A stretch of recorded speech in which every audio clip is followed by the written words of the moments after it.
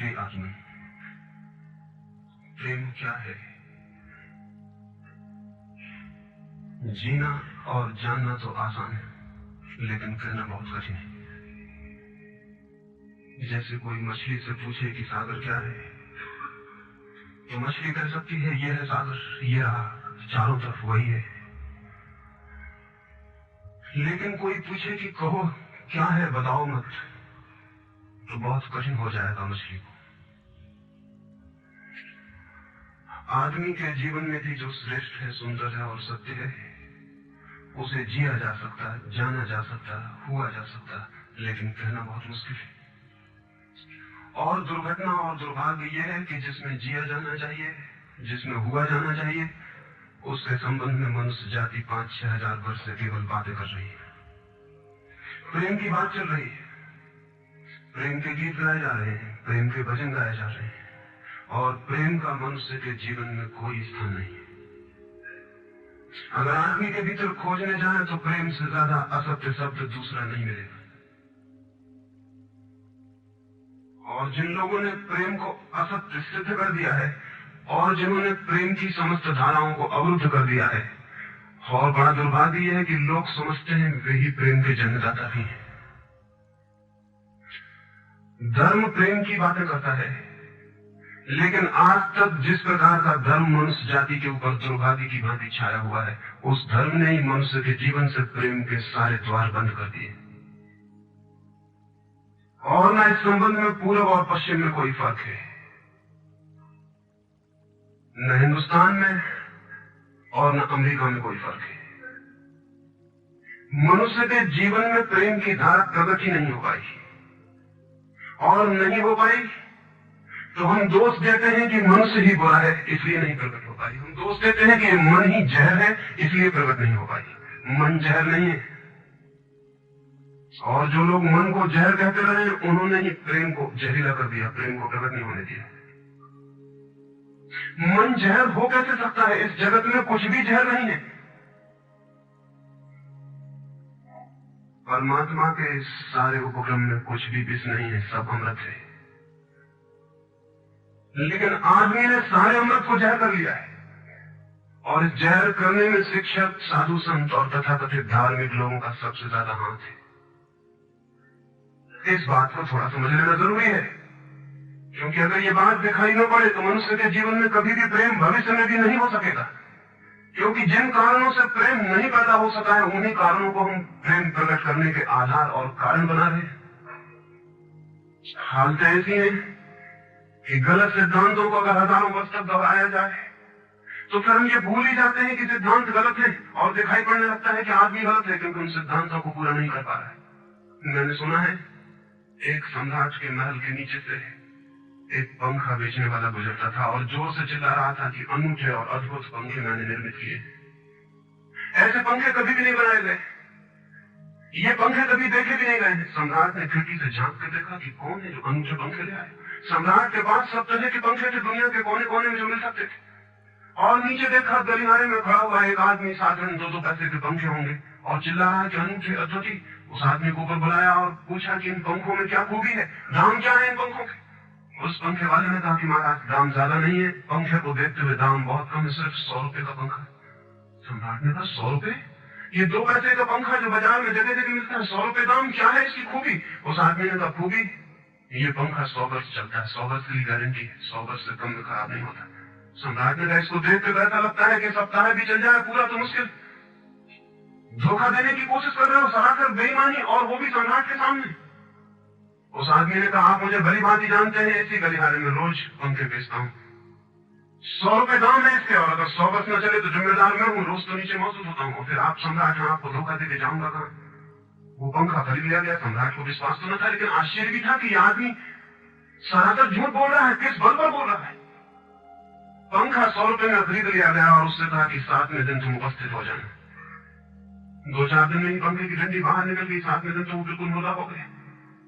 लेकिन सम्राट ने सोचा कि शायद पंखे वाला आएगा नहीं, लेकिन ठीक समय पर 7वें दिन पंखे वाला हाजिर हो गया। उसने कहा कहो महाराज। उन्होंने कहा कहना नहीं है, ये पंखा पड़ा हुआ है टूटा हुआ, ये 7 दिन में ये गति हो गई, तुम कहते 100 वर्ष चलेगा? पागल हो या धोखेबाज क्या हो? उस आदमी ने कहा कि मालूम होता है आपको पंखा झलना नहीं आता है। पंखा तो 100 वर्ष चलता ही, पंखा तो गारंटीड है, आप पंखा झलते कैसे थे? सम्राट ने कहा और भी सुनो, अब मुझे ये भी सीखना पड़ेगा कि पंखा कैसे किया जाता है। उस आदमी ने कहा कृपा करके बताइए जिस पंखे की गति 7 दिन में ऐसी कैसे बना दी आपने, किस भांति पंखा किया? सम्राट ने पंखा उठा के करके दिखाया कि इस भांति मैंने पंखा किया। उस आदमी ने कहा समझ गया, भूल, इस तरह पंखा नहीं किया जाता। सम्राट ने कहा और क्या रास्ता है पंखा चलने का? उस आदमी ने कहा पंखा पकड़िए सामने और सिर को हिलाइए, पंखा 100 वर्ष चलेगा, आप समाप्त हो जाएंगे लेकिन पंखा बचेगा। पंखा गलत नहीं है, आपके जलने का ढंग गलत है। यह आदमी पैदा हुआ है 5-6 हजार या 10 हजार वर्ष की संस्कृति का, यह आदमी फल है, लेकिन संस्कृति गलत नहीं है, यह आदमी गलत है। आदमी मरता जा रहा है रोज और संस्कृति की दुहाई चलती चली जाती है, महान संस्कृति, महान धर्म, महान सब कुछ, और उसका ये फल है, आदमी उसी संस्कृति से गुजरा है और ये परिणाम है उसका। लेकिन नहीं, आदमी गलत है और आदमी को बदलना चाहिए अपने को। और कोई कहने की हिम्मत नहीं उठाता कि कहीं ऐसा तो नहीं है कि 10,000 वर्षों में जो संस्कृति और धर्म आदमी को प्रेम से नहीं भर पाए वो संस्कृति और धर्म गलत हो। और अगर 10,000 वर्षों में आदमी प्रेम से नहीं भर पाया तो आगे कोई संभावना है इसी धर्म और इसी संस्कृति के आधार पर कि आदमी कभी प्रेम से भर जाए? 10,000 वर्षों में जो नहीं हो पाया वो आगे भी 10,000 वर्षों में होने वाला नहीं है, क्योंकि आदमी यही है, कल भी यही होगा। आदमी हमेशा से यही है और हमेशा यही होगा। और संस्कृति और धर्म जिनके हम नारे दिए चले जाते हैं, संतों और महात्माओं की जिनकी दुहाइयां दिए चले जाते हैं, सोचने के लिए हम तैयार नहीं कि कहीं हमारा बुनियादी चिंतन की दिशा ही तो गलत नहीं है। मैं कहना चाहता हूं कि वो गलत है और गलत सबूत है ये आदमी। और क्या सबूत होता है? एक बीज को हम बोएं और फल जहरीले और कड़वे हों तो क्या सब सिद्ध होता है? सिद्ध होता है कि वो बीज जहरीला और कड़वा रहा होगा। हालांकि बीज में पता लगाना मुश्किल है कि उससे जो फल पैदा होंगे वो कड़वे पैदा होंगे। बीज में कुछ खोज भी नहीं की जा सकती। बीज को तोड़ो फोड़ो, कोई पता नहीं चल सकता कि इससे जो फल पैदा होंगे वो कड़वे होंगे। बीज को वो 100 वर्ष लग जाएंगे, वृक्ष होगा, बड़ा होगा, आकाश में फैलेगा, तब फल आएंगे और तब पता चलेगा कि वे कड़वे। 10,000 वर्ष में संस्कृति और धर्म के जो बीज बोए गए हैं, यह आदमी उसका फल है और ये कड़वा है और घृणा से भरा हुआ है। लेकिन उसी की दुहाई दिए चले जाते हैं हम और सोचते हैं उससे प्रेम हो जाए। मैं आपसे कहना चाहता हूं उससे प्रेम नहीं हो सकता है, क्योंकि प्रेम के पैदा होने की जो बुनियादी संभावना है, धर्मों ने उसकी ही हत्या कर दी है और उसमें ही जहर घोल दी है। मनुष्य से भी ज्यादा प्रेम पशु और पक्षियों में और पौधों में दिखाई पड़ता है, जिनके पास न कोई संस्कृति है न कोई धर्म है। संस्कृत और सुसंस्कृत और सभ्य मनुष्यों की बजाय असभ्य और जंगल के आदमी में ज्यादा प्रेम दिखाई पड़ता है, जिसके पास न कोई विकसित धर्म है, न कोई सभ्यता है, न कोई संस्कृति। जितना आदमी सभ्य सुसंस्कृत और तथाकथित धर्मों के प्रभाव में मंदिरों और चर्चों में प्रार्थना करने लगता है, उतना ही प्रेम से शून्य क्यों होता चला जाता है? जरूर कुछ कारण है और 2 कारणों पर मैं विचार करना चाहता हूं। अगर वे ख्याल में आ जाए तो प्रेम के अवरुद्ध स्रोत टूट सकते हैं और प्रेम की गंगा बह सकती है। वो हर आदमी के भीतर है, उसे कहीं से लाना नहीं है। प्रेम कोई ऐसी बात नहीं है कि कहीं खोजने जाना है उसे, वो है, वो प्राणों की प्यास है हर एक के भीतर, वो प्राणों की सुगंध है प्रत्येक के भीतर, लेकिन चारों तरफ से परकोटा है उसके और वो प्रकट नहीं हो पाती। सब तरफ पत्थर की दीवार है और वो झरने नहीं फूट पाते। तो प्रेम की खोज और प्रेम की साधना कोई पॉजिटिव, कोई विधायक खोज और साधना नहीं है कि हम जाएं और कहीं प्रेम सीख लें। एक मूर्तिकार एक पत्थर को तोड़ रहा था, कोई देखने गया था कि मूर्ति कैसे बनाई जाती है। उसने देखा कि मूर्ति तो बिल्कुल नहीं बनाई जा रही, सिर्फ छेनी और हथौड़े से पत्थर तोड़ा जा रहा है। उस आदमी ने पूछा कि आप क्या कर रहे हैं? मूर्ति नहीं बनाएंगे? मैं तो मूर्ति का बनना देखने आया हूं, आप तो सिर्फ पत्थर तोड़ रहे। उस मूर्तिकार ने कहा कि मूर्ति तो पत्थर के भीतर छिपी है, उसे बनाने की जरूरत नहीं है, सिर्फ उसके ऊपर जो व्यर्थ पत्थर जुड़ा है उसे अलग कर देने की जरूरत है और मूर्ति प्रकट हो जाए। मूर्ति बनाई नहीं जाती, मूर्ति सिर्फ आविष्कृत होती है, डिस्कवर होती है, अनावृत होती है, उघाड़ी जाती है। मनुष्य के भीतर प्रेम छिपा है, सिर्फ उघाड़ने की बात है, उसे पैदा करने का सवाल नहीं, अनावृत करने की बात है। कुछ है जो हमने ऊपर से ओढ़ा हुआ है जो उसे प्रकट नहीं होने देता। एक चिकित्सक से जाके आप पूछें कि स्वास्थ्य क्या है, और दुनिया का कोई चिकित्सक नहीं बता सकता कि स्वास्थ्य क्या है। बड़े आश्चर्य की बात है, स्वास्थ्य पर ही तो सारा चिकित्सा शास्त्र खड़ा है, सारी मेडिकल साइंस खड़ी है, और कोई नहीं बता सकता कि स्वास्थ्य क्या है। लेकिन चिकित्सक से पूछें कि स्वास्थ्य क्या है, तो वो कहेगा बीमारियों के बाबत हम बता सकते हैं कि बीमारियां क्या है, उनके लक्षण हमें पता है, एक एक बीमारी का अलग अलग परिभाषा हमें पता है। स्वास्थ्य का हमें कोई भी पता नहीं। इतना हम कह सकते हैं कि जब कोई बीमारी नहीं होती तो जो होता है वो स्वास्थ्य है। स्वास्थ्य तो मनुष्य के भीतर छिपा है, इसलिए मनुष्य की परिभाषा के बाहर है। बीमारी बाहर से आती है, इसलिए बाहर से परिभाषा की जा सकती है। स्वास्थ्य भीतर से आता है, उसकी कोई परिभाषा नहीं की जा सकती। इतना ही हम कह सकते हैं कि बीमारियों का अभाव स्वास्थ्य है। लेकिन ये स्वास्थ्य की कहां परिभाषा हुई? स्वास्थ्य के संबंध में हमने कुछ भी ना कहा कि बीमारियां नहीं है तो बीमारियों के संबंध में कहा।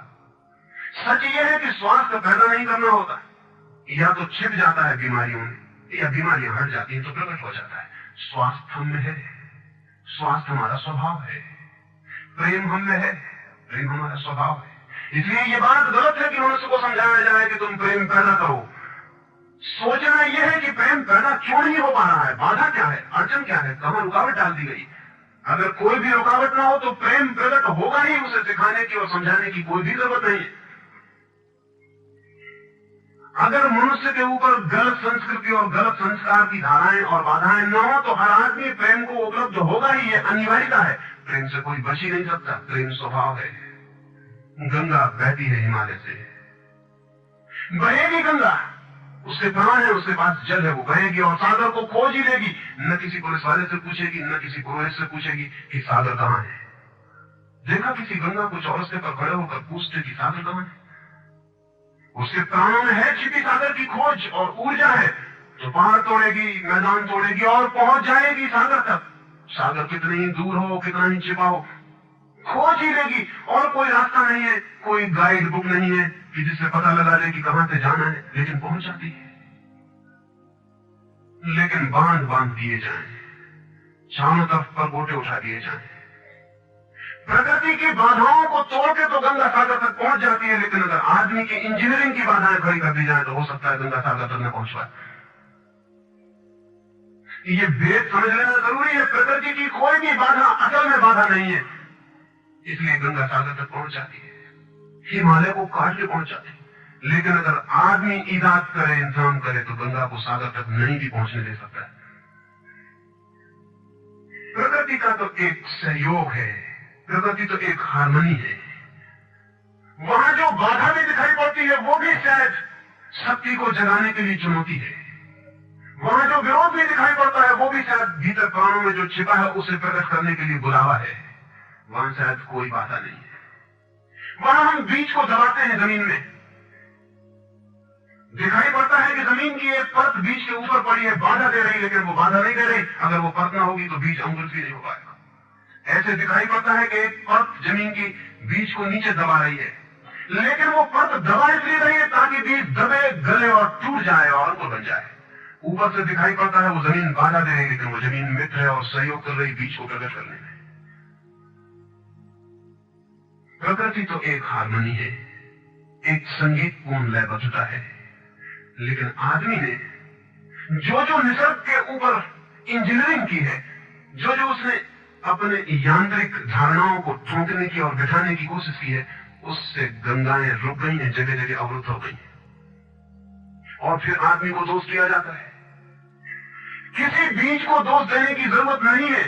अगर वो पौधा न बन पाए तो हम कहेंगे कि जमीन नहीं मिली होगी ठीक, पानी नहीं मिला होगा ठीक, सूरज की रोशनी नहीं मिली होगी ठीक।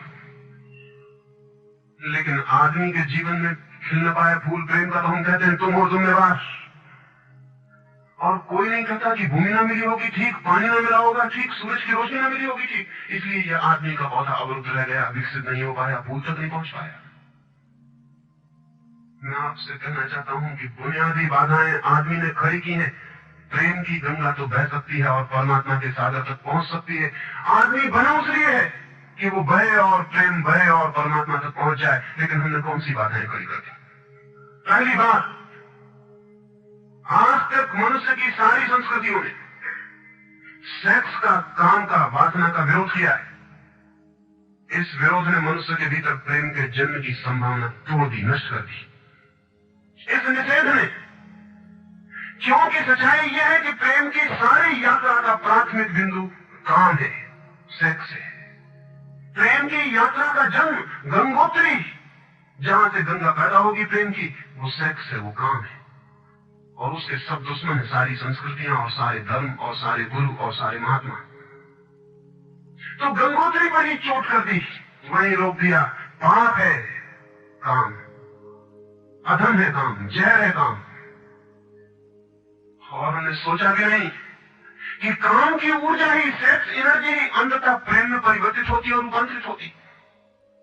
प्रेम का जो विकास है वो काम की शक्ति का ही ट्रांसफॉर्मेशन है, वो उसी का रूपांतरण है। एक कोयला पड़ा हो और आपको ख्याल भी नहीं आएगा कि कोयला ही रूपांतरित होकर हीरा बन जाता है। हीरे और कोयले में बुनियादी रूप से कोई भी फर्क नहीं है। हीरे में भी वही तत्व है जो कोयले में, और कोयला हजारों वर्ष की प्रक्रिया से गुजर के हीरा बन जाता है। लेकिन कोयले की कोई कीमत नहीं है। उसे कोई घर में रखता भी है तो ऐसी जगह जहां दिखाई ना पड़े, और हीरे को लोग छातियों पर लटका के घूमते कि वो दिखाई पड़े। और हीरा और कोयला एक ही है, लेकिन कोई दिखाई नहीं पड़ता कि इन दोनों के बीच अंतर संबंध है, एक यात्रा है। कोयले की शक्ति ही हीरा बनती है। और अगर आप कोयले के दुश्मन हो गए, जो कि हो जाना बिल्कुल आसान है क्योंकि कोयले में कुछ भी नहीं दिखाई पड़ता, तो हीरे के पैदा होने की संभावना भी समाप्त हो गई, क्योंकि कोयला ही हीरा बन सकता था। सेक्स की शक्ति ही, काम की शक्ति ही प्रेम बनती है, लेकिन उसके विरोध में सारे दुश्मन हैं, उसके अच्छे आदमी उसके दुश्मन। और उसके विरोध ने प्रेम के अंकुर भी नहीं फूटने दिए, और जमीन से, प्रथम से पहली सीढ़ी से नष्ट कर दिया भवन को। फिर वो हीरा नहीं बन पाता कोयला, क्योंकि उसके बनने के लिए जो स्वीकृति चाहिए, जो उसका विकास चाहिए, जो उसको रूपांतरित करने की प्रक्रिया चाहिए, उसका सवाल ही नहीं उठता। जिसके हम दुश्मन हो गए, जिसके हम शत्रु हो गए, जिससे हमारी द्वंद्व की स्थिति बन गई और जिससे हम निरंतर लड़ने लगे, अपनी ही शक्ति से आदमी को लड़ा दिया गया है, सेक्स की शक्ति से आदमी को लड़ा दिया गया है। और शिक्षाएं दी जाती हैं कि द्वंद्व छोड़ना चाहिए, कॉन्फ्लिक्ट छोड़नी चाहिए, लड़ना नहीं चाहिए। और सारी शिक्षाएं बुनियाद में सिखा रही है कि लड़ो, मन जहर है तो मन से लड़ो, जहर से तो लड़ना पड़ेगा। सेक्स पाप है तो उससे लड़ो। और ऊपर से कहा जा रहा है कि द्वंद्व छोड़ो। जिन शिक्षाओं के आधार पर मनुष्य द्वंद्व से भर रहा है, वही शिक्षाएं दूसरी तरफ कह रही कि द्वंद्व छोड़ो। एक तरफ आदमी को पागल बनाओ और दूसरी तरफ पागल खाने खोलो कि उनका इलाज करना है। एक तरफ कीटाणु फैलाओ बीमारियों के, और फिर अस्पताल खोलो कि बीमारियों का इलाज यहां किया जाता है। एक बात समझ लेनी जरूरी है संबंध में, मनुष्य कभी भी काम से मुक्त नहीं हो सकेगा। काम उसके जीवन का प्राथमिक बिंदु है, उसी से जन्म होता है। परमात्मा ने काम की शक्ति को ही, सेक्स को ही सृष्टि का मूल बिंदु स्वीकार किया है। और परमात्मा जिसे पाप नहीं समझ रहा, महात्मा उसे पाप बता रहे हैं। अगर परमात्मा उसे पाप समझता है तो परमात्मा से बड़ा पापी इस पृथ्वी पर, इस जगत में, इस विश्व में कोई भी नहीं। फूल खिला हुआ दिखाई पड़ रहा है। कभी सोचा है कि फूल का खिल जाना भी सेक्सुअल एक्ट है? फूल का खिल जाना भी काम की एक घटना है, वासना की एक घटना है। फूल में है क्या उसके खिल जाने में?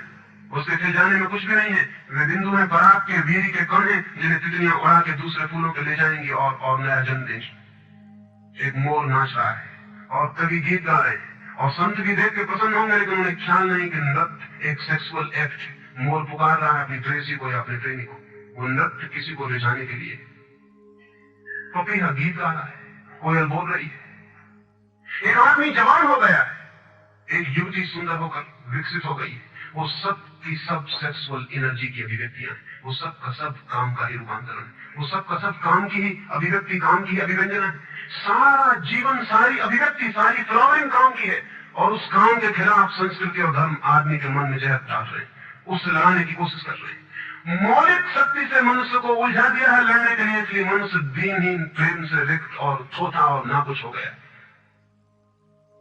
काम से लड़ना नहीं है, काम के साथ मैत्री स्थापित करनी है और काम की धारा को और ऊंचाइयों तक ले जाना है। किसी ऋषि ने किसी वधु को, वर और वधु को आशीर्वाद देते हुए कहा था कि तेरे 10 पुत्र पैदा हों और अंततः तेरा पति तेरा 11वां पुत्र हो जाए। वासना रूपांतरित हो तो पत्नी मां बन सकती है, वासना रूपांतरित हो तो काम प्रेम बन सकता है, लेकिन काम ही प्रेम बनता है। काम की ऊर्जा ही प्रेम की ऊर्जा में विकसित होती है, फलित होती है। लेकिन हमने मनुष्य को भर दिया है काम के विरोध में। इसका परिणाम यह हुआ कि प्रेम तो पैदा नहीं हो सका, क्योंकि वो तो आगे का विकास था, काम की स्वीकृति से आता। प्रेम तो विकसित नहीं हुआ, और काम के विरोध में खड़े होने के कारण मनुष्य का चित्त ज्यादा से ज्यादा कामुक और सेक्सुअल होता चला गया। हमारे सारे गीत, हमारी सारी कविताएं, हमारे चित्र, हमारी पेंटिंग्स, हमारे मंदिर, हमारी मूर्तियां सब घूम फिर के सेक्स के आसपास केंद्रित हो गई। हमारा मन ही सेक्स के आसपास केंद्रित हो गया। इस जगत में कोई भी पशु मनुष्य की भांति सेक्सुअल नहीं है। मनुष्य 24 घंटे सेक्सुअल हो गया। उठते बैठते सोते जागते सेक्स ही सब कुछ हो गया। उसके प्राण में घाव हो गया, विरोध के कारण, दुश्मनी के कारण, शत्रुता के कारण। जो जीवन का मूल था उससे मुक्त तो हुआ नहीं जा सकता था, लेकिन उससे लड़ने की चेष्टा में सारा जीवन रुग्ण जरूर हो सकता था, वो रुग्ण हो गया है। और ये जो मनुष्य जाति इतनी ज्यादा कामुक दिखाई पड़ रही है, इसके पीछे तथाकथित धर्मों और संस्कृति का बुनियादी हाथ है। इसके पीछे बुरे लोगों का नहीं, सज्जनों और संतों का हाथ है। और जब तक मनुष्य जाति सज्जनों और संतों के इस अनाचार से मुक्त नहीं होती, तब तक प्रेम के विकास की कोई संभावना नहीं। मुझे एक घटना याद आती है। एक फकीर अपने घर से निकला था, किसी मित्र के पास मिलने जा रहा है। निकला है कि घोड़े पर उसका चढ़ा हुआ एक बचपन का दोस्त घर आके सामने खड़ा हो गया। उसने कहा कि दोस्त तुम घर पर रुको, वर्षों से प्रतीक्षा करता था कि तुम आओगे तो बैठेंगे और बात करेंगे, और दुर्भाग्य कि मुझे किसी मित्र से मिलने जाना है। मैं वचन दे चुका हूं कि मैं वहां जाऊंगा, घंटे भर में जल्दी से जल्दी लौट आऊंगा, तब तक तुम विश्राम करो। उसके मित्र ने कहा कि मुझे तो चैन नहीं है, अच्छा होगा कि मैं तुम्हारे साथ ही चला चलूं। लेकिन उसने कहा कि मेरे कपड़े सब गंदे हो गए धूल से रास्ते की, अगर तुम्हारे पास कुछ अच्छा कपड़ा हो तो मुझे दे दो, तो मैं डाल लूं और साथ हो जाऊं। निश्चित था उस फकीर के पास किसी सम्राटों से बहुमूल्य कोट, एक पगड़ी और धोती भेंट की थी। उसने संभाल कर रखी थी, कभी जरूरत पड़ेगी तो पहनूंगा। वो जरूरत नहीं आई थी, निकाल कर ले आया खुशी में। मित्र ने जब पहन ली तब उसे थोड़ी ईर्ष्या पैदा हुई। मित्र ने पहन के तो मित्र सम्राट मालूम होने लगा। बहुमूल्य कोट था, पगड़ी थी, धोती थी, शानदार जूते थे, और उसके सामने वो फकीर बिल्कुल ही नौकर चाकर दीनहीन दिखाई पड़ने लगा। उसने सोचा तो बड़ा मुश्किल हुआ, तो बड़ा गलत हुआ। जिनके घर में ले जाऊंगा ध्यान इस पर जाएगा, मुझ पर किसी का भी ध्यान जाएगा नहीं। अपने ही कपड़े, और आज अपने ही कपड़ों के कारण मैं दीनी हो जाऊंगा। लेकिन बार बार मन को समझाया कि मैं फकीर हूं, आत्मा परमात्मा की बात करने वाला, क्या रखा है कोट में पगड़ी में, छोड़ो, पहले रहने तो कितना फर्क पड़ता है। लेकिन जितना समझाने की कोशिश की कि कोट पगड़ी में क्या रखा है, कोट पगड़ी ही उसके मन में घूमने लगी। मित्र दूसरी बात करने लगा, लेकिन वो भीतर तो, ऊपर तो कुछ और दूसरी बातें कर रहा है, लेकिन वहां उसका मन नहीं है, भीतर उसे बस कोट और पगड़ी। रास्ते पर जो भी आदमी देखता है उसको कोई भी नहीं देखता, मित्र की तरफ सबकी आंखें जाती। वो बड़ा मुश्किल में पड़ गया कि तो आज अपनी भूल कर ली, अपने हाथ से भूल कर ली। जिनके घर जाना था वहां पहुंचा, जाके परिचय किया कि मेरे मित्र हैं, जवान बचपन के दोस्त हैं, बहुत प्यारे आदमी हैं। और फिर अचानक अनजाने मुंह से निकल गया कि रह गए कपड़े सो कपड़े मेरे। क्योंकि मित्र भी जिनके घर गए थे वो भी उसके कपड़ों को देख रहे थे, और भीतर उससे चल रहा था कोट पगड़ी, मेरी कोट पगड़ी उड़ने की वजह से मैं परेशान हो रहा हूं। निकल गया मुंह से कि रह गए कपड़े मेरे। मित्र भी हैरान हुआ, घर के लोग भी हैरान हुए कि क्या पागलपन की बात है। ख्याल उसको भी आया बोल जाने के बाद, तब पछताया कि तो भूल हो गई। पछताया तो और दबाया अपने मन को, बाहर निकल के क्षमा मांगने लगा कि क्षमा कर तो बड़ी गलती हो गई। मित्र ने कहा मैं तो हैरान हुआ तुमसे निकल कैसे गया। उसने कहा कुछ नहीं, सिर्फ जवान की चूक हो गई। हालांकि जवान की चूक कभी भी नहीं होती, भीतर कुछ चलता होता है तो कभी कभी बिरमों के जवान से निकल जाता है, चूक कभी नहीं होती। माफ कर दो, भूल हो गई। कैसे ये ख्याल आ गया कुछ समझ में नहीं आता, हालांकि पूरी तरह समझ में आ रहा था कि ख्याल कैसे आया। दूसरे मित्र के घर गए, अब वो तय करता रहा रास्ते में कि अब चाहे कुछ भी हो जाए ये नहीं कहना है कि कपड़े मेरे हैं। पक्का कर लेना है अपने मन को। घर के द्वार पर उसने जाके बिल्कुल दृढ़ संकल्प कर लिया कि ये बातें उठाने की कपड़े मेरे। लेकिन उस पागल को पता नहीं कि जितना वो दृढ़ संकल्प कर रहा है इस बात का, वो दृढ़ संकल्प बता रहा है इस बात को कि उतने ही जोर से उसके भीतर ये भावना घर कर रही है कपड़े मेरे। आखिर दृढ़ संकल्प किया क्यों जाता है। एक आदमी कहता है कि मैं ब्रह्मचर्य का दृढ़ व्रत लेता हूं, उसका मतलब है उससे भीतर कामुकता दृढ़ता से धक्के मार रही। ये तो और कारण क्या है। एक आदमी कहता है कि मैं कसम खाता हूं कि आज से कम खाना खाऊंगा, उसका मतलब ये कि कसम खानी पड़ गई, ज्यादा खाने का मन है उसका। और तब अनिवार्य रूप में द्वंद्व पैदा होता है, जिससे हम लड़ना चाहते हैं वही हमारी कमजोरी है।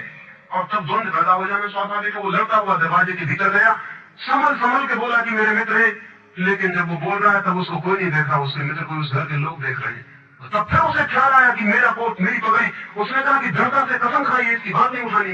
मेरा क्या है कपड़ा लत्ता, कपड़े लत्ते किसी के होते हैं, ये तो सब संसार है, ये तो सब माया है। लेकिन ये सब समझा रहा है, लेकिन असलियत तो बाहर से भीतर से बाहर हो गई। समझाया कि मेरे मित्र बचपन के दोस्त हैं, बहुत प्यारे आदमी है, रह गए कपड़े उन्हीं के हैं, मेरे नहीं। पर घर के लोगों को ख्याल आया कि कपड़े उन्हीं के हैं, मेरे नहीं है। आज तक ऐसा परिचय कभी देखा नहीं गया था। बाहर निकल के क्षमा मांगने लगा कि बड़ी भूल हुई जा रही है, मैं क्या करूं क्या ना करूं, ये क्या हो गया है मुझे। आज तक मेरी जिंदगी में कपड़ों ने इस तरह से मुझे नहीं पकड़ा था, किसी को नहीं पकड़ा। लेकिन अगर तरकीब उपयोग में करें तो कपड़े पकड़ ले सकते। मित्र ने कहा मैं जाता नहीं तुम्हारे साथ, और वो हाथ जोड़ने लगा कि नहीं ऐसा मत करो, जीवन भर के लिए दुख रह जाएगा कि मैंने क्या दुर्व्यवहार किया। अब मैं कसम खा के कहता हूं कि कपड़ों की बात ही नहीं उठानी। मैं बिल्कुल भगवान की कसम खाता हूं कि कपड़ों की बात नहीं उठानी। और कसम खाने वालों से हमेशा सावधान रहना जरूरी है, क्योंकि जो भी कसम खाता है उसके भीतर उस कसम से भी मजबूत कोई बैठा है जिसके खिलाफ वो कसम खा रहा है। और वो जो भीतर बैठा है वो ज्यादा भीतर है, कसम ऊपर है और बाहर है। कसम चेतन मन से खाई गई है, और जो भीतर बैठा है वो अचेतन की परतों तक समाया हुआ है। अगर मन के 10 हिस्से कर दे तो कसम एक हिस्से में खाई है, 9 हिस्से उल्टा भीतर खड़ा हुआ है। ब्रह्मचर्य की कसम एक हिस्सा खा रहा है मन का, और 9 हिस्सा परमात्मा की दुहाई दे रहा है। वो जो परमात्मा ने बनाया वो उसके लिए कहा चला जा रहा है, कहीं चला जा रहा है।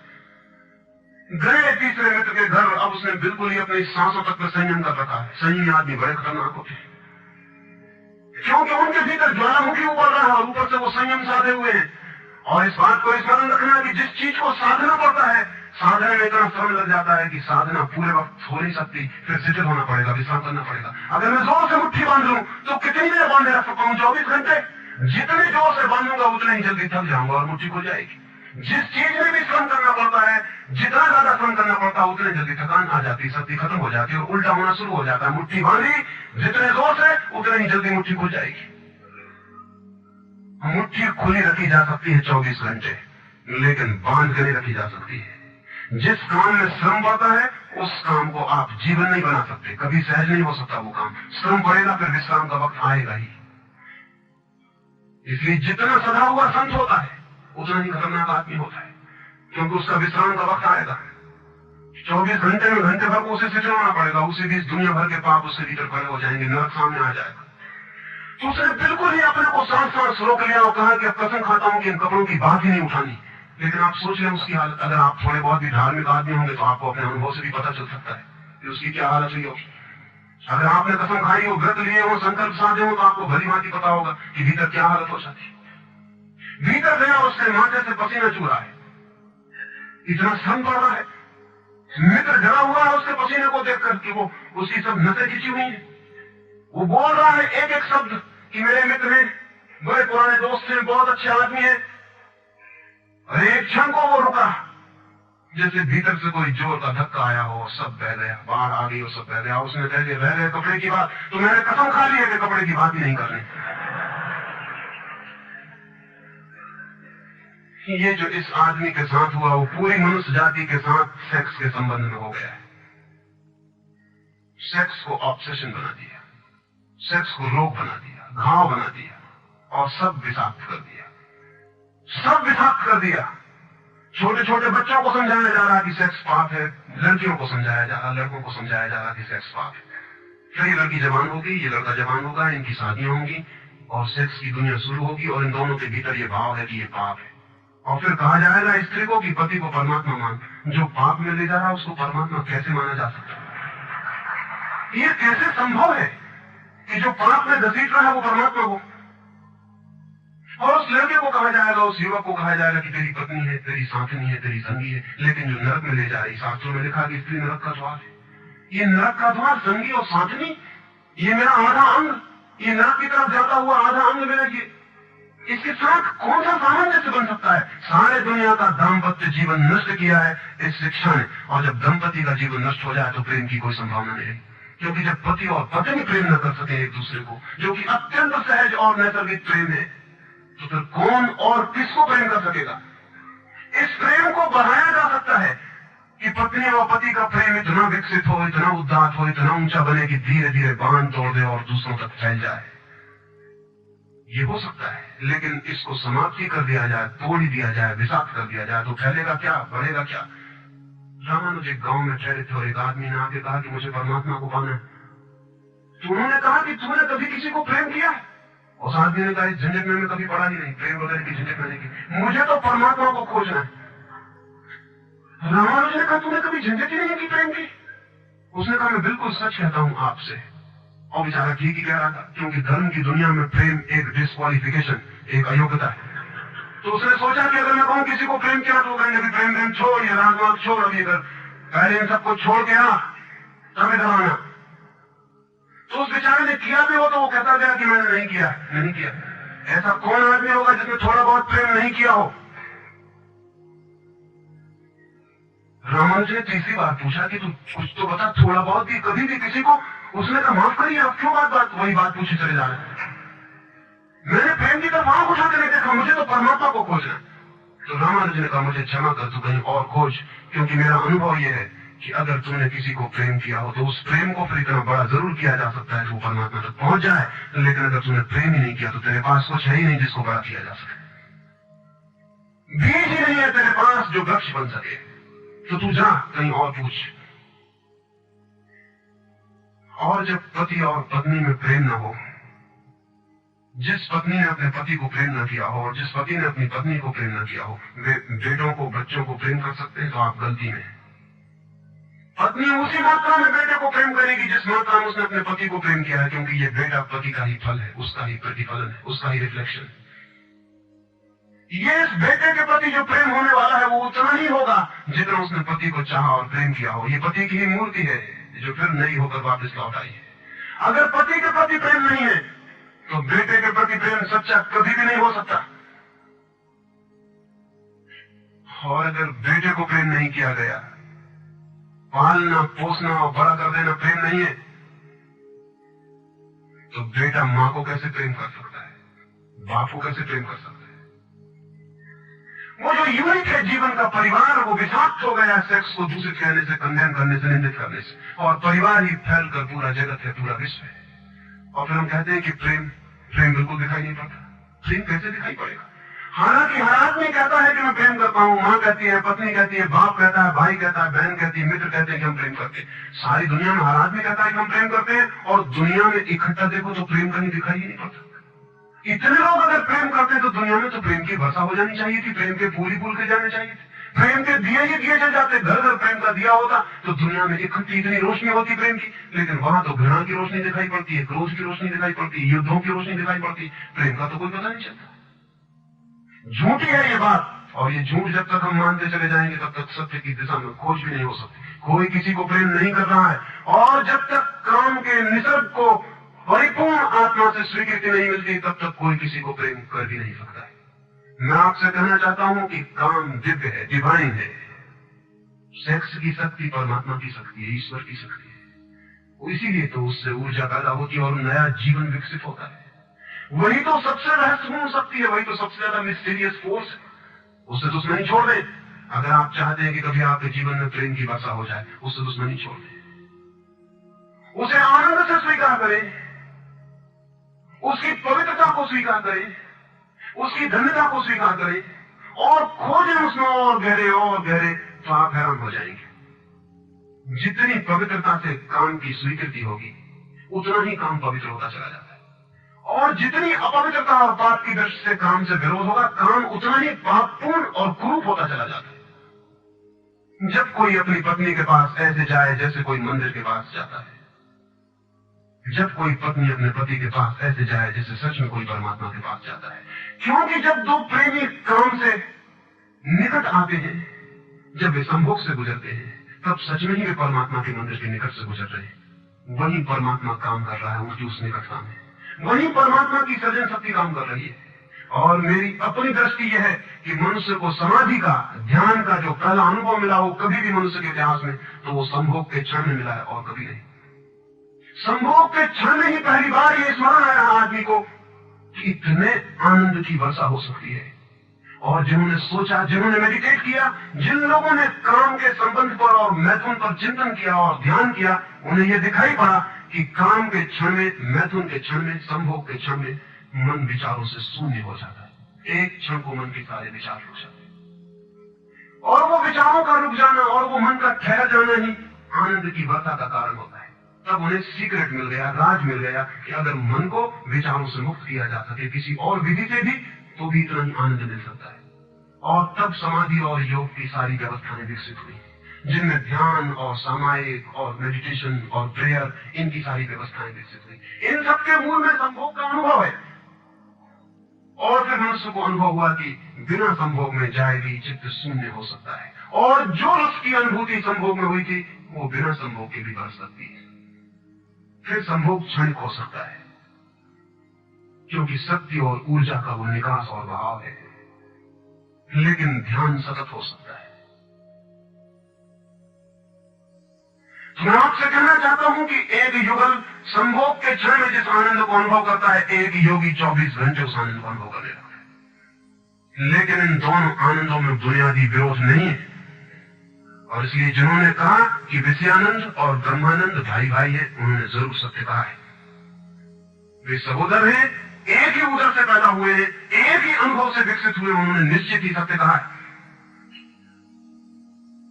तो पहला सूत्र आपसे कहना चाहता हूं, अगर चाहते हैं कि पता चले कि प्रेम तत्व क्या है, तो पहला सूत्र है काम की पवित्रता, दिव्यता, उसकी ईश्वरीय अनुभूति की स्वीकृति, उसको परम हृदय से, पूर्ण हृदय से अंगीकार। और आप हैरान हो जाएंगे, जितने परिपूर्ण हृदय से काम की स्वीकृति होगी, उतने ही आप काम से मुक्त होते चले जाएंगे। जितना अस्वीकार होता है, उतने ही हम बनते हैं जैसा वो फकीर कपड़ों से बन गया। जितना स्वीकार होता है, उतने हम मुक्त होते हैं।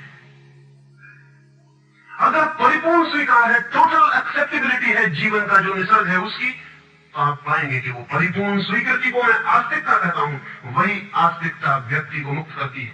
नास्तिक मैं उनको कहता हूं जो जीवन के निसर्ग का अस्वीकार करते हैं, निषेध करते हैं। ये बुरा है, ये पाप है, ये विष है, ये छोड़ो, ये छोड़ो, ये छोड़ो। जो छोड़ने की बातें कर रहे हैं वे ही नास्तिक है। जीवन जैसा है उसे स्वीकार करो और जियो उसकी परिपूर्णता में। वही परिपूर्णता रोज रोज सीढ़ियां सीढ़ियां ऊपर उठाती जाती है, वही स्वीकृति मनुष्य को ऊपर ले जाती है। और एक दिन उसके दर्शन होते हैं जिसका काम में पता भी नहीं चलता था। काम अगर कोयला था तो एक दिन हीरा भी प्रकट होता है प्रेम का। तो पहला सूत्र यह है। दूसरा सूत्र आपसे कहना चाहता हूं, और वो दूसरा सूत्र भी संस्कृति ने और आज तक की सभ्यता ने और धर्म ने हमारे भीतर मजबूत किया है।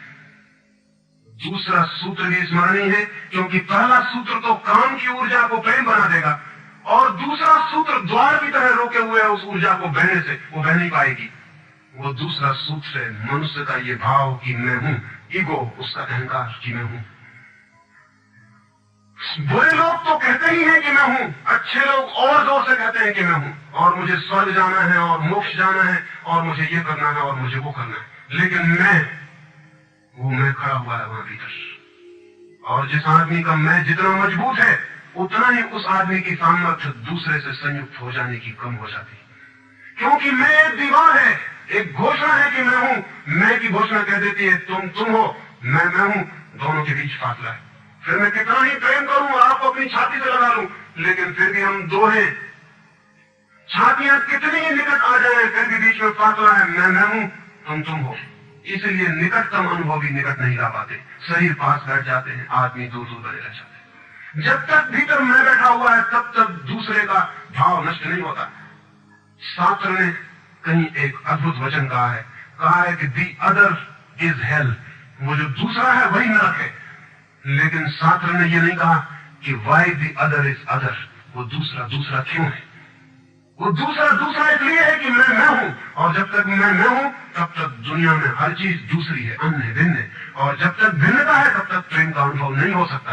प्रेम है एकात्म का अनुभव, प्रेम है इस बात का अनुभव कि गिर गई दीवार और दो ऊर्जाएं मिल गई और संयुक्त हो गई।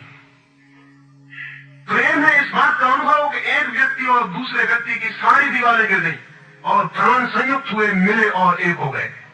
जब यही अनुभव एक व्यक्ति और समस्त के बीच फलित होता है तो उस अनुभव को मैं कहता हूं परमात्मा, और जब दो व्यक्तियों के बीच फलित होता है तो उसे मैं कहता हूं प्रेम। अगर मेरे और किसी दूसरे व्यक्ति के बीच ये अनुभव फलित हो जाए कि हमारी दीवारें गिर जाएं, हम किसी भीतर के तल पर एक हो जाएं, एक संगीत, एक धारा, एक प्राण, तो ये अनुभव है प्रेम। और अगर ऐसा ही अनुभव मेरे और समस्त के बीच घटित हो जाए कि मैं विलीन हो जाऊं और सब और मैं एक हो जाऊं, तो ये अनुभव है परमात्मा। इसलिए मैं कहता हूं प्रेम है सीढ़ी और परमात्मा है उस यात्रा की अंतिम मंजिल। ये कैसे संभव है कि दूसरा मिट जाए? जब तक मैं न मिटूं तब तक दूसरा कैसे मिट सकता है? वो दूसरा पैदा किया है मेरे मैं की प्रतिध्वनि ने। जितने जोर से मैं चिल्लाता हूं कि मैं, उतने ही जोर से वो दूसरा पैदा हो जाता है। वो दूसरी प्रतिध्वनि है, उस तरफ इको हो रही मेरे में की, और ये अहंकार, ये ईगो द्वार पर दीवार बन के खड़ी है। और मैं है क्या? कभी सोचा आपने कि ये मैं है क्या? आपका हाथ है मैं, आपका पैर है, आपका मस्तिष्क है, आपका हृदय है, क्या है आपका मैं? अगर आप एक क्षण भी शांत होकर भीतर खोजने जाएंगे कि कहां है मैं, कौन सी चीज है मैं, तो आप एकदम हैरान हो जाएंगे, भीतर कोई मैं खोजे से मिलने को नहीं। जितना गहरा खोजेंगे उतना ही पाएंगे भीतर एक सन्नाटा और शून्य है। वहां कोई आई नहीं, वहां कोई मैं नहीं, वहां कोई ईगो नहीं। एक भिक्षु नागसेन को एक सम्राट मिलिंद ने निमंत्रण दिया था कि तुम आओ दरबार में। तो जो राजदूत गया था निमंत्रण देने, उसने नागसेन को कहा कि भिक्षु नागसेन, आपको बुलाया है सम्राट मिलिंद ने, मैं निमंत्रण देने आया हूं। तो नागसेन कहने लगा मैं चलूंगा जरूर, लेकिन एक बात विनय कर दूं, पहले ही कह दूं कि भिक्षु नागसेन जैसा कोई है नहीं। ये केवल एक नाम है, काम चलाऊ नाम है। आप कहते हैं तो मैं चलूंगा जरूर, लेकिन ऐसा कोई आदमी कहीं है नहीं। राजदूत ने जाके सम्राट को कह दिया कि बड़ा अजीब आदमी है वो कहने लगा कि मैं चलूंगा जरूर, लेकिन ध्यान रहे कि भिक्षु नागसेन जैसा कहीं कोई है नहीं, ये केवल एक काम चलाऊ नाम है। सम्राट ने कहा अजीब सी बात है, जब वो कहता है मैं चलूंगा, आएगा वो आया भी रथ पर बैठकर। सम्राट ने द्वार पर स्वागत किया और कहा भिक्षु नागसेन हम स्वागत करते हैं आपका। वो हंसने लगा, उसने कहा कि स्वागत स्वीकार करता हूं, लेकिन स्मरण रहे भिक्षु नागसेन जैसा कोई है नहीं। सम्राट कहने लगा बड़ी पहेली की बातें करते हैं आप, अगर आप नहीं है तो कौन है? कौन आया है यहाँ? कौन स्वीकार कर रहा है स्वागत? कौन दे रहा है उत्तर? नागसेन मुड़ा और उसने कहा कि देखते हैं सम्राट मिलिंद, ये रथ खड़ा है जिस पर मैं आया। सम्राट ने कहा ये रथ है। तो भिक्षु नागसेन पूछने लगा घोड़ों को निकाल के अलग कर लिया जाए। घोड़े अलग कर लिए गए और उसने पूछा सम्राट से ये घोड़े रथ है? सम्राट ने कहा घोड़े कैसे रथ हो सकते हैं? घोड़े अलग कर दिए गए। सामने के डंडे जिनसे घोड़े बने थे खिंचवा लिए गए। उसने पूछा कि ये रथ है? सिर्फ दो डंडे कैसे रथ हो सकते हैं? डंडे अलग कर दिए गए। चाक निकलवा लिए और कहा ये रथ है? सम्राट ने कहा ये चाक है, ये रथ नहीं है। और एक एक अंग रथ का निकलता चला गया और एक एक अंग पर सम्राट को कहना पड़ा कि नहीं ये रथ नहीं है। फिर आके पीछे शून्य बच गया, वहां कुछ भी न बचा। भिक्षु नागसेन पूछने लगा रथ कहाँ है अब? रथ कहाँ है अब? और जितनी चीजें मैंने निकाली तुमने कहा ये भी रथ नहीं, ये भी रथ नहीं, ये भी रथ नहीं, अब रथ कहाँ है? तो सम्राट चौंक के खड़ा रह गया, रथ पीछे बचा भी नहीं था और जो चीजें निकल गई थी उनमें कोई रथ था भी नहीं। तो भिक्षु कहने लगा समझे आप, रथ एक जोड़ था, रथ कुछ चीजों का संग्रह मात्र था। रथ का अपना होना नहीं है कोई, ईगो नहीं है कोई, रथ एक जोड़ है। आप खोजे कहां है आपका मैं, और आप पाएंगे कि अनंत शक्तियों के एक जोड़ है, मैं कहीं भी नहीं है। और एक एक अंग आप सोचते चले जाएं तो एक एक अंग समाप्त होता चला जाता है, फिर पीछे शून्य रह जाता है। उसी शून्य से प्रेम का जन्म होता है, क्योंकि वो शून्य आप नहीं है, वो शून्य परमात्मा है। एक गांव में एक आदमी ने मछलियों की एक दुकान खोली थी, बड़ी दुकान थी। उस गांव में पहली दुकान थी तो उसने एक बहुत खूबसूरत तख्ती बनवाई और उस पर लिखाया फ्रेश फिश सोल्ड हियर, यहाँ ताजी मछलियां बेची जाती। पहले दिन दुकान खुली और एक आदमी आया और कहने लगा फ्रेश फिश सोल्ड हियर, ताजी मछलियां? कहीं बासी मछलियां भी बेची जाती, ताजी लिखने की क्या जरूरत? दुकानदार ने सोचा कि बात तो ठीक है, इससे और व्यर्थ बातें का भी ख्याल पैदा होता है। उसने फ्रेश अलग कर दिया, ताजा अलग कर दिया। तख्ती रह गई फिश सोल्ड हियर, मछलियां बेची जाती, मछलियां यहां बेची जाती। दूसरे दिन एक बुरी औरत आई और उसने कहा कि मछलियां यहां बेची जाती हैं, सोल्ड हियर, कहीं और कहीं भी बेचते हो? उस आदमी ने कहा ये हियर बिल्कुल फिजूल। उसने तख्ती पर एक शब्द और अलग कर दिया, रह गया फिश सोल्ड। तीसरे दिन एक आदमी आया, वो कहने लगा फिश सोल्ड, मछलियां बेची जाती हैं, मुफ्त भी देते हो क्या? आदमी ने कहा ये सोल्ड भी बेकार। उस सोल्ड को भी अलग कर दिया। अब रह गई वहां तख्ती फिश। एक बुढ़ा आया और कहने लगा फिश, अंधे को भी मील भर दूर से बात मिल जाती। तख्ती कहे भी लटकाई हुई है। फिश भी चली गई, खाली तख्ती रह गई वहां। और एक आदमी आया, उसने कहा ये तख्ती किस लिए लगाई है? इसे दुकान पे आर पड़ती। वो तख्ती भी चली गई, वहां कुछ भी नहीं रह गया। एलिमिनेशन होता गया, एक एक चीज हटती चली गई। पीछे जो शेष रह गया शून्य। उस शून्य से प्रेम का जन्म होता है, क्योंकि उस शून्य में दूसरे के शून्य से मिलने की क्षमता है। सिर्फ शून्य ही शून्य से मिल सकता है और कोई नहीं। दो शून्य मिल सकते हैं, दो व्यक्ति नहीं। दो इंडिविजुअल नहीं मिल सकते, दो वैक्यूम, दो एम्प्टीनेस मिल सकते, क्योंकि बाधा कोई भी नहीं, शून्य की कोई दीवार नहीं होती और हर चीज की दीवार होती है। तो दूसरी बात स्मरणीय है, व्यक्ति जब मिटता है नहीं रह जाता, पाता है कि हूं ही नहीं, जो है वो मैं नहीं हूं, जो है वो सब है। तब द्वार गिरता है, दीवार टूटती है और तब वो गंगा बहती है जो भीतर छिपी है और तैयार है। वो शून्य की प्रतीक्षा कर रही है, कोई शून्य हो जाए तो उससे बह उठूं। हमें कुआं खोदते हैं, पानी भीतर है, पानी कहीं से लाना नहीं होता, लेकिन बीच में मिट्टी पत्थर पड़े हैं, उनको निकाल के बाहर कर देते। करते क्या है हम? करते हैं हम एक शून्य बनाते हैं, एक खाली जगह बनाते हैं, एक एम्प्टीनेस बनाते हैं। कुआं खोदने का मतलब है खाली जगह बनाना, ताकि खाली जगह में जो भीतर छिपा हुआ पानी है वो प्रकट होने के लिए जगह पा जाए, स्पेस पा जाए। वो भीतर है, उसको जगह चाहिए प्रकट होने को, जगह नहीं मिल रही, भरा हुआ है कुआं मिट्टी पत्थर से। मिट्टी पत्थर ने अलग कर दिए, वो पानी उबल के बाहर आ गया। आदमी के भीतर प्रेम भरा हुआ है, स्पेस चाहिए, जगह चाहिए जहां वो प्रकट हो जाए। और हम भरे हुए हैं अपने मैं से। हर आदमी चिल्लाया चला जा रहा है मैं, और स्मरण रखें जब तक आपकी आत्मा चिल्लाती है मैं, तब तक आप मिट्टी पत्थर से भरे हुए कुएं हैं। आपके कुएं में प्रेम के झरने नहीं टूटेंगे, नहीं टूट सकते। मैंने सुना है एक बहुत पुराना वृक्ष था, आकाश में सम्राट की तरह उसके हाथ चले हुए थे। उस पर फूल आते थे तो दूर दूर से पक्षी सुगंध लेने आते, उस पर फल लगते थे तो तितलियां उड़ती। उसकी छाया, उसके फैले हाथ, हवाओं में उसका वो खड़ा रूप आकाश में बड़ा सुंदर था। एक छोटा बच्चा उसकी छाया में रोज खेलने आता था। उस बड़े वृक्ष को उस छोटे बच्चे से प्रेम हो गया।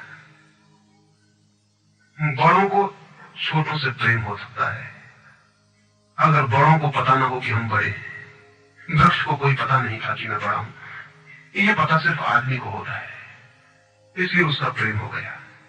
अहंकार हमेशा अपने से बड़ों को प्रेम करने की कोशिश करता है। अहंकार हमेशा अपने से बड़ों से संबंध जोड़ता है। प्रेम के लिए कोई बड़ा छोटा नहीं, जो आ जाए उसी से संबंध जुड़ जाता है। तो एक छोटा सा बच्चा खेलता आता था उस वृक्ष के पास, उस वृक्ष का उससे प्रेम हो गया। लेकिन वृक्ष की शाखाएं ऊपर थी, बच्चा छोटा था, तो वृक्ष अपनी शाखाएं उसके लिए नीचे झुकाता ताकि वो फल तोड़ सके, फूल तोड़ सके। प्रेम हमेशा झुकने को राजी है, अहंकार कभी भी झुकने को राजी नहीं। अहंकार के पास जाएंगे तो अहंकार के हाथ और ऊपर उठ जाएंगे ताकि आप उन्हें छू न सके, क्योंकि जिसे छू लिया जाए वो छोटा आदमी है। जिसे न छुआ जा सके, दूर सिंहासन पर दिल्ली में हो, वो आदमी बड़ा आदमी है। वो वृक्ष के शाखाएं नीचे झुकाती जब वो बच्चा खेलता हुआ आता, और जब बच्चा उसके फूल तोड़ लेता तो वृक्ष बहुत खुश होता, उसके प्राण आनंद से भर जाते। प्रेम जब भी कुछ दे पाता है तब खुश हो जाता है, अहंकार जब भी कुछ ले पाता है तभी खुश होता है।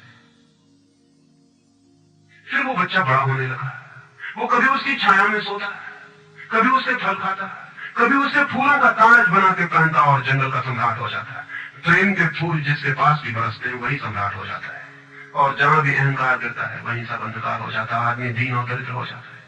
वो लड़का फूलों का ताज पहनता और नाचता, और वृक्ष बहुत खुश होता, उससे प्राण आनंद से भर जाते, हवाएं सनसनाती और वो गीत गाता है।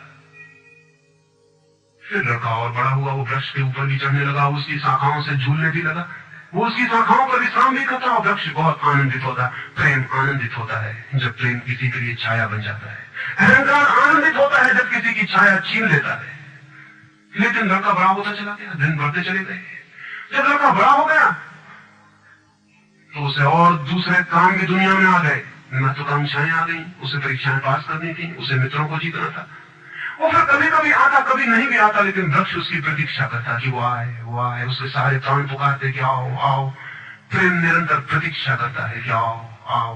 प्रेम एक प्रतीक्षा है, एक अवेटिंग है। लेकिन वो कभी आता, कभी नहीं आता, तो वृक्ष उदास हो जाता है। प्रेम की एक ही उदासी है, जब वो बांट नहीं पाता तो उदास हो जाता है, जब वो दे नहीं पाता तो उदास हो जाता है। वो प्रेम की एक ही धन्यता है कि जब वो बांट देता है, लुटा देता है, तो आनंदित हो जाता है। फिर लड़का और बड़ा होता चला गया और वृक्ष के पास आने के दिन कम होते चले गए। जो आदमी जितना बड़ा होता चला जाता है, महत्वाकांक्षा के जगत में प्रेम के निकट आने की सुविधा उतनी ही कम होती चली जाती है। उस लड़के की एम्बिशन, महत्वाकांक्षा बढ़ रही थी, कहां वृक्ष, कहां जाना। फिर एक दिन वहां से निकलता था तो वृक्ष ने उसे कहा, सुनो। हवाओं में उसकी आवाज गूंजी कि सुनो, तुम आते नहीं, मैं प्रतीक्षा करता हूं, मैं तुम्हारे लिए प्रतीक्षा राह करता हूं, राह देखता हूं, बाट जोता हूं। उस लड़के ने कहा, क्या है तुम्हारे पास जो मैं आऊं? मुझे रुपए चाहिए। हमेशा अहंकार पूछता है कि क्या है तुम्हारे पास जो मैं आऊं। अहंकार मांगता है कि कुछ हो तो मैं आऊं, ना कुछ हो तो आने की कोई जरूरत नहीं। अहंकार एक प्रयोजन है, एक पर्पस है। प्रयोजन पूरा होता हो तो मैं आऊं, अगर कोई प्रयोजन ना हो तो आने की जरूरत क्या है। और प्रेम निष्प्रयोजन है, प्रेम का कोई प्रयोजन नहीं। प्रेम अपने में ही अपना प्रयोजन है, वो बिल्कुल पर्पसलेस है। वृक्ष तो चौंक गया, उसने कहा कि तुम तभी आओगे जब मैं कुछ तुम्हें दे सकूं। मैं तुम्हें सब दे सकता हूं, क्योंकि प्रेम कुछ भी रोकना नहीं चाहता। जो रोक ले वो प्रेम नहीं है। अहंकार रोकता है, प्रेम तो बेशर्त दे देता है। लेकिन रुपए मेरे पास नहीं है। ये रुपए तो सिर्फ आदमी की इजाद है, वृक्षों ने ये बीमारी नहीं पाली। वृक्ष ने कहा, इसलिए तो हम इतने आनंदित होते हैं, इतने फूल खिलते हैं, इतने फल लगते हैं, इतनी बड़ी छाया होती है, हम इतना नाचते हैं आकाश में, हम इतने गीत गाते हैं, पक्षी हम पर आते हैं और संगीत का कलरव करते हैं, क्योंकि हमारे पास रुपए नहीं है। जिस दिन हमारे पास भी रुपए हो जाएंगे, हम भी आदमी जैसे विहीन मंदिरों में बैठ के सुनेंगे कि शांति कैसे पाई जाए, प्रेम कैसा पाया जाए।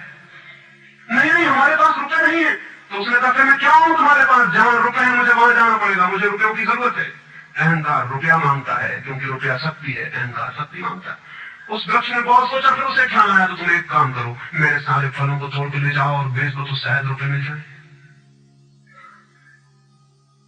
और उस लड़के को भी ख्याल आया, वो चढ़ा, उसने सारे फल तोड़ डाले, कच्चे भी गिरा डाले, शाखाएं भी टूटी, पत्ते भी टूटे, लेकिन वृक्ष बहुत खुश हुआ, बहुत आनंदित हुआ। टूट के भी प्रेम आनंदित होता है, अहंकार पाके भी आनंदित नहीं होता, पाके भी दुखी होता है। और वो लड़के ने तो धन्यवाद भी नहीं दिया पीछे लौटकर, लेकिन उस वृक्ष को पता भी नहीं चला। उसे तो धन्यवाद मिल गया इसी में कि उसने उसके प्रेम को स्वीकार किया और उसके फलों को ले गया और बाजार में बेचा।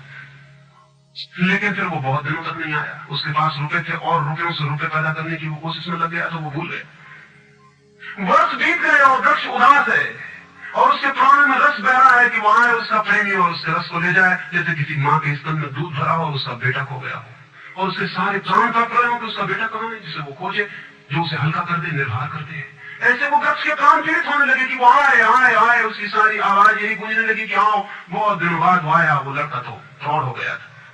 वृक्ष ने उससे कहा कि आओ मेरे पास, मेरे आलिंगन में आओ। उसने कहा, छोड़ो ये बकवास, ये बचपन की बातें हैं। अहंकार प्रेम को पागलपन समझता है, बचपन की बातें समझता है। उस वृक्ष ने कहा, आओ मेरी डालियों से झूलो, नाचो। उसने कहा, छोड़ो ये फिजूल की बातें, मुझे एक मकान बनाना है। मकान दे सकते हो तुम? वृक्ष ने कहा, मकान? हम तो बिना मकान के ही रहते हैं, मकान में तो सिर्फ आदमी रहता है।